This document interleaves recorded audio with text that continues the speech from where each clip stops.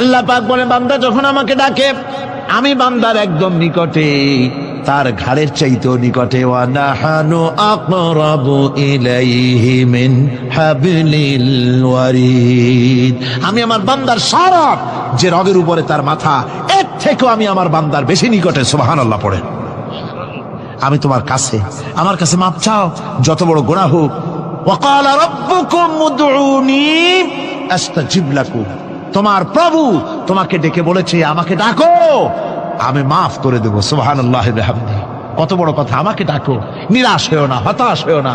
আল্লাহর গজব বেশি না রহমত বেশি? আল্লাহর রহমত বেশি। হাদিসে কুদসির ভিতরে এসেছে, আল্লাহ পাক বলেছেন কোন বান্দা যদি আমার দিকে এক বিগত অগ্রসর হয়, আমার রহমত তার দিকে এক হাত এগিয়ে যায়। কোন বান্দা যদি আমার দিকে হেঁটে আসে, আমার রহমত তার দিকে দৌড়ায় যায়। বান্দা যখন আল্লাহর দরবারে দুহাত উঁচু করে চোখের পানি ফেলে দেয়, মুসলিম শরীফের হাদিসের ভিতরে এসেছে গভীর রাত্রে, রাতের তৃতীয় অংশে আল্লাহ রাব্বুল আলামিন প্রথম আকাশে আসেন আর ডেকে বলেন, পৃথিবীতে আছো নাকি কেউ গুনাহ করে জীবন বরবাদ করে দিয়েছো, আমার কাছে মাপ চাও। ঋণগ্রস্ত আছো, অসুস্থ আছো, অপমানিত আছো, কে আছো মাজলুম, আমাকে ডাকো, আমার কাছে বলো, আমি ডাকের সাড়া দেব, জীবনের আশা পূরণ করে দেব। ওই সময় যেই সমস্ত লোকেরা কান্দে তাহাজ্জুদের নামাজ পড়ে, আল্লাহ জিজ্ঞেস করেন ফেরেশতারা, অমুক অমুক দেশে অমুক অমুক বান্দারা কান্দে কেন? ফেরেশতারা বলে রব্বুল আলামিন তুমি তো ভালো করে জানো। আল্লাহ বলেন জানি, তবু তোমাদের মুখে শুনতে চাই। তারা বলে রব্বুল আলামিন তোমার এই বান্দা গুনাহ করেছে, গুনার জন্য মাপ চায়, জাহান্নাম থেকে বাঁচতে চায়। আল্লাহ পাক বলেন ফেরেশতারা আমার এই বান্দারা আমারে দেখেছে নাকি? বলে দেখে নাই। বলে আমার দোজখ দেখেছে নাকি? বলে না, তাও দেখে নাই। আমার বেহেশত দেখেছে নাকি? বলে না, তাও দেখে নাই।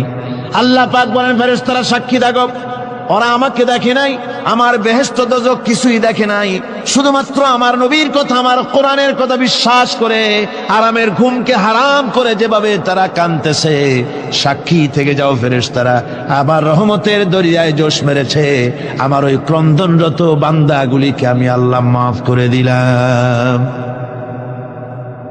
সুতরাং মুমিন বান্দা যারা, আল্লাহর মুমিন বান্দা যারা, এই ইমানের কোয়ালিটি, এটাও হতাশায় নিরাশায় ভেঙে পড়বে না।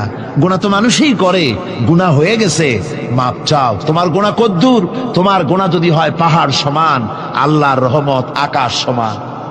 জাহান্নামের কঠিন শাস্তি থেকে বাঁচতে হলে আল্লাহর প্রতি ঈমান আনতে হবে। আর ঈমান আনলে যে কোয়ালিটিগুলি হওয়া উচিত, সেগুলি আমি আপনাদের সামনে আলোচনা করছি। এরপর আরেকটি কোয়ালিটি হবে মুমিনের, তা হলো কঠোর কঠিন বিপদে অবিচল থাকবে, বিপদে ভেঙে পড়বে না।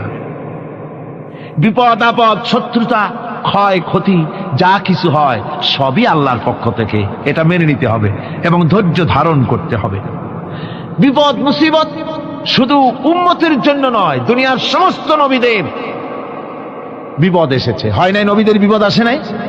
কোরআনে কারীম থেকে শুনুন, আল্লাহ রাব্বুল আলামিন বলেন, وَكَذَلِكَ جَعَلْنَا لِكُلِّ نَبِيٍّ عَدُوًّا مِنَ الْمُجْرِمِينَ। আল্লাহ পাক বলেন এমনি করে আমি সকল নবীদের শত্রু বানিয়ে দিয়েছি সব পাপিষ্ঠ আর অপরাধ প্রবণ লোকদেরকে। প্রত্যেক যুগে নবীদের শত্রু ছিল, প্রত্যেক যুগে নবীদের কি ছিল? শত্রু ছিল। সে শত্রু কারা ছিল? আল্লাহ পাক বলছেন নবীদের শত্রু ছিল পাপিষ্ঠ আর অপরাধ প্রবণ লোক, এরাই ছিল নবীদের দুশমন। রাসূলগণের অবস্থা যদি এই হয়, তাহলে তার উম্মত, ওই দিনের ধারক বাহক যারা, তাদের বুঝি বিপদ আপদ হবে না নাকি?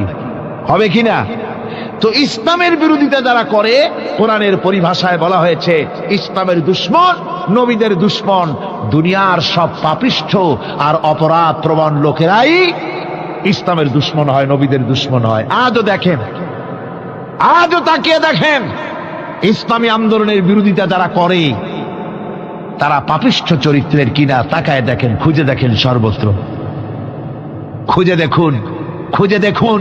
যারা ইসলামী আন্দোলনের বিরোধিতা করে, যারা ইসলামকে মিটিয়ে দেওয়ার চেষ্টা করতেছে, যারা ইসলামকে মৌলবাদ বলে, ইসলামকে সাম্প্রদায়িক বলে, কোরআনে কারীমের কথা কত স্পষ্ট।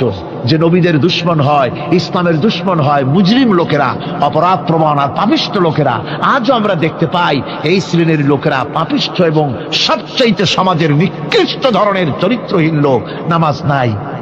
আপনি খুঁজে দেখেন ইসলামী আন্দোলনের বিরোধিতা যারা করছে, যারা নেতৃত্ব দিচ্ছে, নামাজ নাই, রোজা নাই, চরিত্র নাই, হজ নাই, যাকাত নাই, মদ, জুয়া, জেনা, ব্যভিচার ইত্যাদিতে লিপ্ত।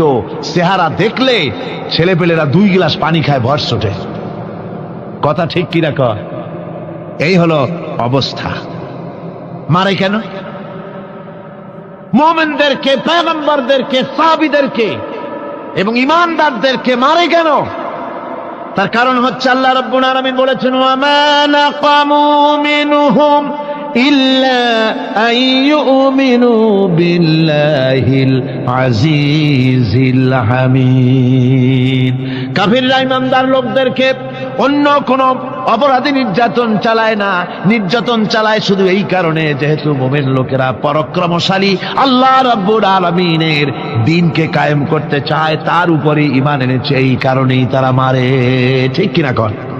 যুগে যুগে নবীদের উপরে, সাহাবীদের উপরে যে অত্যাচার হয়েছে, সেই অত্যাচার এই কারণেই হয়েছে, অন্য কোনো কারণে নয়।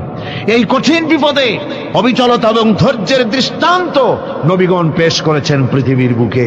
আমরা দেখেছি ইব্রাহিম আলাইহিস সালামকে আগুনে ফালানো হয়েছে, আছে না কোরআন শরীফে? আমি কিন্তু গল্প করতেছি না, সব কোরআনের কথা। কিসের কথা? ইব্রাহিম আলাইহিস সালামকে আগুনে ফালানো হচ্ছে। অপরাধ কি? অপরাধ হচ্ছে হযরত ইব্রাহিম আলাইহিস সালাম দাওয়াত দিয়েছেন, লা ইলাহা ইল্লাল্লাহ। জোরে পড়েন, লা ইলাহা ইল্লাল্লাহ, লা ইলাহা, লা ইলাহা ইল্লাল্লাহ মুহাম্মাদুর রাসূলুল্লাহ। হযরত ইব্রাহিম আলাইহিস সালাম দ্বীনের দাওয়াত দিয়েছেন, এক আল্লাহর দাওয়াত দিয়েছেন, ঈমানের দাওয়াত দিয়েছেন। আর কোন অপরাধ ছিল না। নমরুদ সহ্য করতে পারল না। কোরআনে কারীমের মধ্যে সব কথাগুলি আল্লাহ পাক এই জন্য বিধৃত করেছেন, এই জন্য কোরআনে কারীমের মধ্যে সব কথা উঠায় দিয়েছেন, যাতে করে মুমিনেরা বিপদ আসলে পরে যেন ঘাবড়ে না যায়। ইব্রাহিম আলাইহিস সালামকে আগুনে ফালানো হচ্ছে। ফেরেশতা বলছে, ইব্রাহিম তোমারে আগুনে ফালায় দেওয়া হতেছে, আমার কাছে সাহায্য চাও, আমার কাছে ক্ষমতা আছে, আগুনগুলো উঠাইয়া নমরুদের বংশ জ্বালায় দেব। হযরত ইব্রাহিম ফেরেশতার কাছে সাহায্য চাইছিলেন নাকি?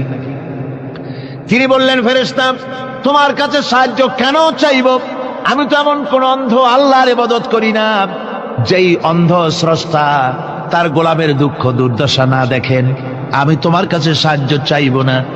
হযরত ইব্রাহিম আলাইহিস সালাম পাশ করলেন। কি বলেন, পাশ করছেন না? ঈমানের পরীক্ষায় পাশ।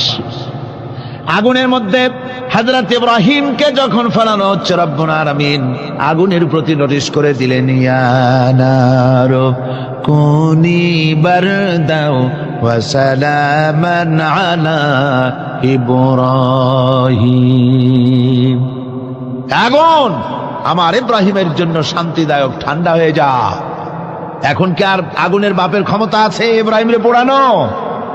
আর ক্ষমতা নাই।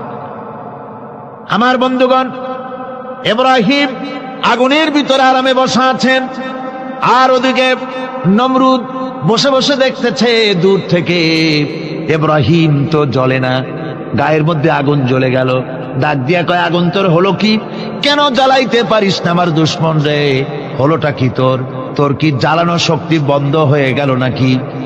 আগুনের ভিতর থেকে জবাব এলো, নমরুদ রে, আমার ভিতরে জ্বালানো শক্তি আছে কি নাই যদি প্রমাণ করতে চাও, টেস্ট করতে চাও, তুই নিজে আয়, তোরে শুদ্ধ তামাম দুনিয়া জ্বালাই দিতে পারি, ইব্রাহিমের এক গাছা পশমও জ্বালাইতে পারি না। তার কারণ হচ্ছে আমি হচ্ছি মাখলুক, আল্লাহ হচ্ছেন খালিক। আল্লাহ আমাকে বলেছেন না জ্বালাতে, তুমি 1000 বার বললেও আমি ইব্রাহিমকে জ্বালাইতে পারবো না।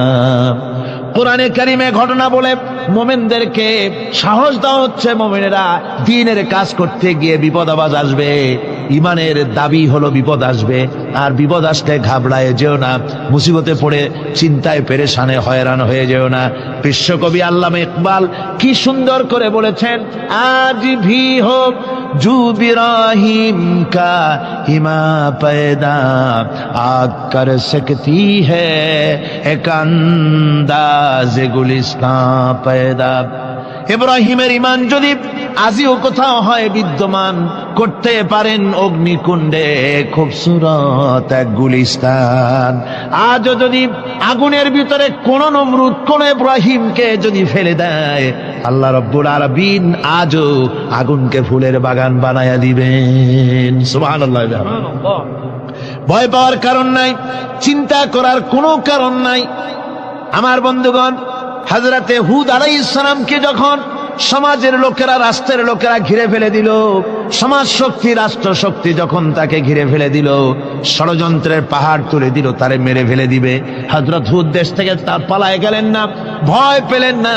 হযরতে হুদ আলাইহিস সালাম বললেন, কোরআনে কারীমে হযরত হুদের কথা কোট করা হলো, ফাকিদুনি জামিআন সুম্মা লা তুনজিরুন।